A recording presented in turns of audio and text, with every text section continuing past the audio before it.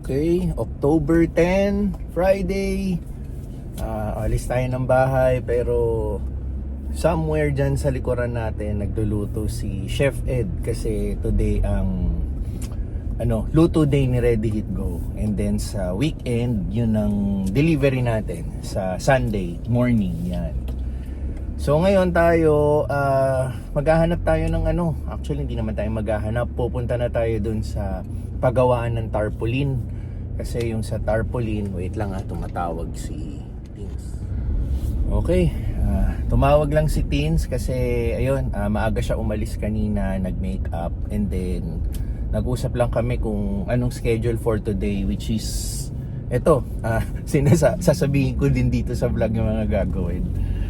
Ayun, nag-usap kami kung sinong susundo kay Pixar, which is ako ang susundo kay Pixar today from school, pero magpapagawa muna tayo ng tarpaulin para sa ating duplex house na for sale, no?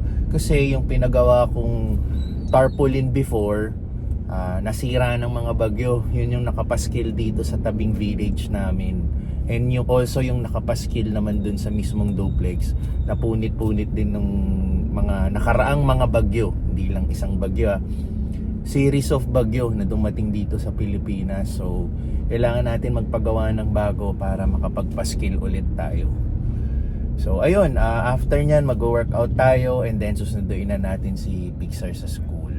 So doon pa rin tayo sa pinapagawaan natin, pupuntahan natin, i-check natin kung kailan natin makukuha. Usually naman yan sa nakasanayan ko sa kanila is after 24 hours, the next day yan nakukuha na natin. So kailangan lang natin masabi na ngayon yung ating pakay para masimulan na gawin. So dating gawi, dito tayo sa ating okay, dating gawi, sarado na naman siya, magulo siya, hindi natin alam ayan, dating gawi, dito kasi tayo ito yung barbershop na yan, itong nakasarang yan, dyan tayo nagpapagawa ng tarp, which is ang gulo talaga nila, di natin alam kung minsan di sila nagbubukas ng maaga. So mangyayari niyan, try na lang natin mamayang pauwi pag nasundo na natin si Pixar. Wala na, mag-workout na tayo straight. Total, wala rin naman tayong magagawa today, sarado. Ayoko na rin maghanap kasi medyo kilala na rin tayo dito. Alam na yung mga gusto natin ipagawa. Para na lang, babayad na lang tayo. Tsaka yung design, alam niya na rin yung design, which is hindi ko na naman babaguhin yung design niya, kung ano yung pinapagawa natin dati. So ayun, yun lang.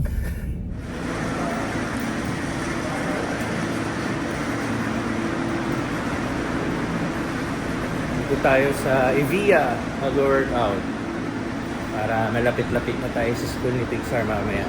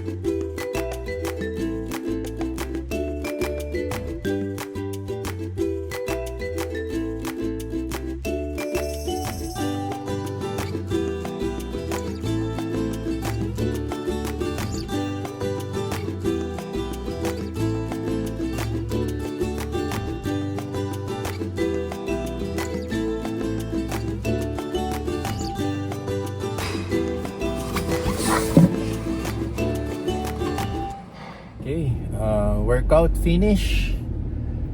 Alis na tayo dito sa Evia. Actually, pwede naman ako dito mag-lunch sa Evia. Pero naisip-isip ko, mas lalo na lang tayong lalapit sa school ni Pixar. Lunchtime na rin kasi, no, medyo gutom na tayo. So meron pang 2 hours bago ang out ni Pixar. Marami pa tayong oras para mag-lunch. So ang plano ko kasi kain ako sa McDonald's. May McDonald's actually dito sa harap ng Evia. Kaso lang, yung pagsilip ko kanina, ang lakas ng ulan, sobrang lakas ng ulan. Medyo tinamad ako kasi tatawid ka pa eh. Wala siyang daanan na may bubong. So tatawid ka pa sa harap ng mall para makapunta sa McDonald's. Biglang bumuhos yung ulan. So naisip-isip ko, alis na lang ako dito. Punta ako dun sa McDonald's sa Daang Hari. Para dun na lang din tayo kakain, at the same time mas lalo tayong malapit na sa school ni Pixar. Ang plano ko kasi kaya sa McDonald's, gusto ko nang mag-redeem ng mga naipon kong points. So ito, hindi naman to para pinopromote ko sa McDonald's. Meron kasi silang app na kada bumibili ka sa McDonald's, either dine-in or drive-thru, pwede kang mag-earn ng points. Yung app nila, papakita mo lang yung QR code and then i-barcode nila yon. Tapos mag-earn ka. So not sure lang kung for every 10 points na ma-accumulate mo, ang equivalent nun is piso. So far meron na akong 510 points. Ay hindi, teka, mali. Basta may ito, papakita ko yung app. Mayroon kasing points dyan, yan. Binilugan ko meron akong 510 points. Equivalent niyan kung ano yung points na pwede mong i-redeem sa McDonald's. So ito, bibilugan ko naman to. Ito yung plano kong i-redeem for 250 points. 2-piece chicken with rice. Yan. So, yun nga, hindi ko alam kung kada point na ma-earn mo is equivalent to piso or vice versa. Basta, nagre-reflect naman dyan sa app kung ilang points na yung na-earn mo, and then may corresponding menu sa menu nila kung ano yung points kada meal na kada pagkain na gusto mong i-redeem. Ang gulo ba? Anyway, yun, basta sa madaling salita, wala tayong gagastusin. Well, gagastos ako dahil syempre kailangan natin ng panulak eh. Bibili tayo ng drinks. So eto, ang lakas na ng ulan, pakita ko.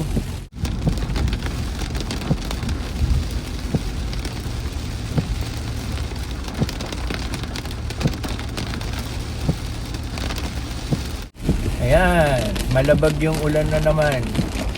So siya nga pala, gusto ko rin pala i-share yung gumawa kasi ako ng mini video, 1 minute long, yung sa duplex natin. Ayun yung pinost ko na sa social media.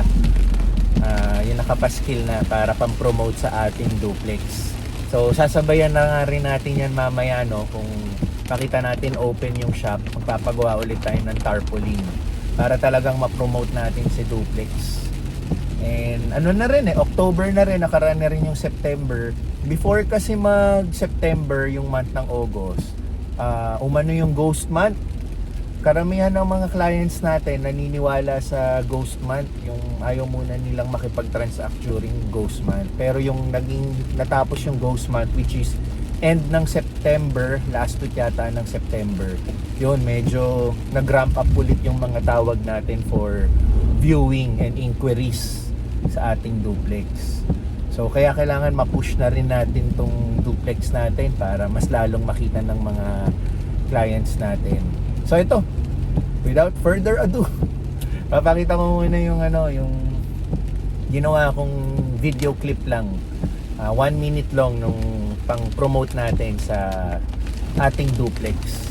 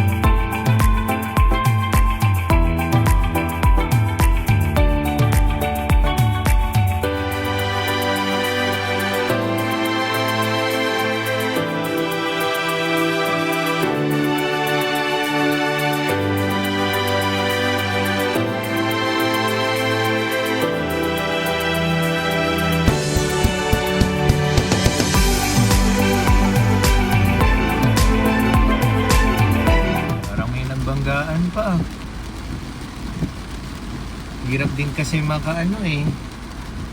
Medyo yung visibility natin malabo.